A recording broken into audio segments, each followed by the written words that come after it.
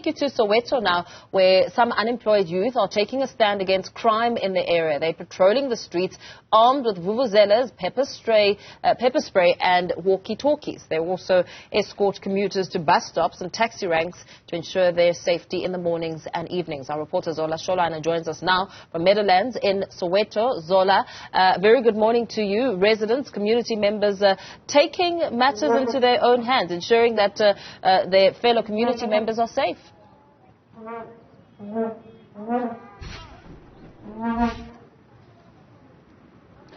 Yes, indeed, Paul. Most people that live in Soweto use taxis and buses, or rather public transport, to get to work, and some of them find themselves having to leave their houses in the early hours of the morning. Now, these people that you see behind me have taken, this responsibility upon themselves to say we will actually help in making sure that Meadowlands, in particular, becomes a better community by escorting these people when they have to get to work.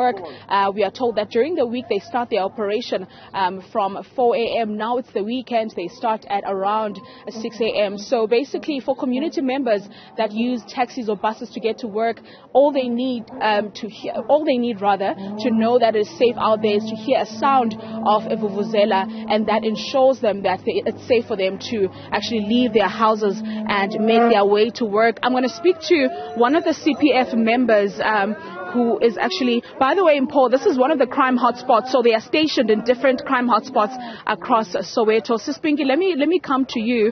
As a woman, you have left your house, your warm blankets in this winter. At 4 a.m., you're out on the streets trying to make sure that Meadowlands becomes a safe community. Oh, mina ninga Pinky mabasa. Nifuka everyday nampundu, 3:30, nisiya mkumba ya mina na bana ba mina, nitala tiko leri hinkwaro, ni save community, kuku ba tlela kahle ba protecteka swigevenga swi nga ba kuma tindlwini swi va nghenelela. Hi tshama hi ri handle kwa titimela ku na mpfula ku hava gezi le strateni le ku tirheni. But the community save yi pfuni nchumu. Hikuva hina hi rhandza mphakathi hi tirha swinene hard ku hava gezi le strateni. Kuna mpfula hi le xitrateni ka titimela hi le xitrateni ene kakulukumba ngopfu hina vavasati hi nge le xitrateni. Maphorisa wa vona va na ku humelela va hi pfuna, mara kakulukumba ngopfu hina vavasati hi sakwana va hina ndzeni ka mkumba hi tala switarata. Tell us about the challenges that you come across la endleleni, as a woman specifically. Ti-challenge tlhangana na tona xitrateni hlangana timovha to tala ngopfu ti nga tala vavanuna, nkarhi wun'wana va hi chavisa xitrateni hi swibamu, hi zama ku tsutsuma hi va save, hi tlhela hi vuyela futhi va hina nkani hi la ku tirhela mphakathi, hi tlhela hi ku wina hina futhi ehenhla ka swona swigevenga leswiwani swi nga tala. Thank you very much for speaking. Now let's come to their coordinator, ma'am. With the limited resources that you have, which is vuvuzela and also a pepper spray, how can the government assist you guys in terms of making sure that you have resources to fight crime? I think the government was supposed to even involve the Muguma green wardens, because we have them in our data, and they Batatila fingerprints, they are all vetted. So the only thing that the government can do is equip them with trainings that they can join wardens stations, or even give them resources. And the community should be just assisting them, because they are volunteers as women and men of the community to combat crime. Mm-hmm. Now, we're seeing the presence of the police. How helpful are they in your operations? Oh, we are in merit. Yeah, we and the police, we have a good relationship. In the morning, they know all the hot spots and they come and check them. They usually come and check them. And when we're having operations, we also have all sectors numbers. So patrollers like this one, Zone 10, we have a van and a sector number that is usually allocated for the Zone 10. So they quick to respond, and especially when they're being called by patrollers. So they know the hotspots. When they're saying we are at Sidibeng, they know it's usually patrollers who are in trouble, then they come faster, as we're having a relationship and working with them. Speaking of a relationship, you must have a good relationship with also, the residents of Meadowlands. How do they thank you guys? Is it like some sort of payment?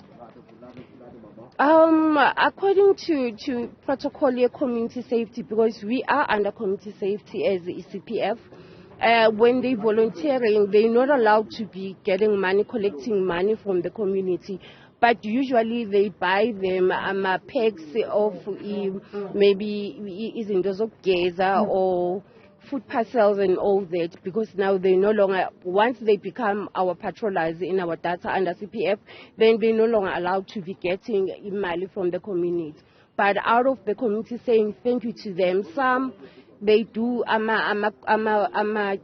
they cook soup for them, like when it's winter like this. Some they buy them then some but the community is also involved with them. They appreciate the job that they do in the morning for them.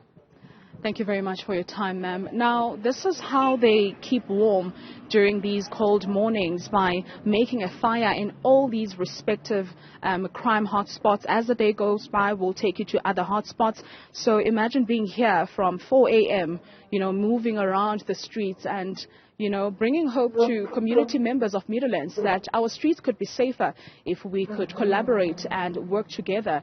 And obviously the only resources that they have right now is a pepper spray and this vuvuzela that you see me holding right here. And they are pleading to be assisted in terms of giving them more resources so that they can run their operations smoothly. Back to you in studio, Mpho. Yeah, absolutely fantastic initiative there.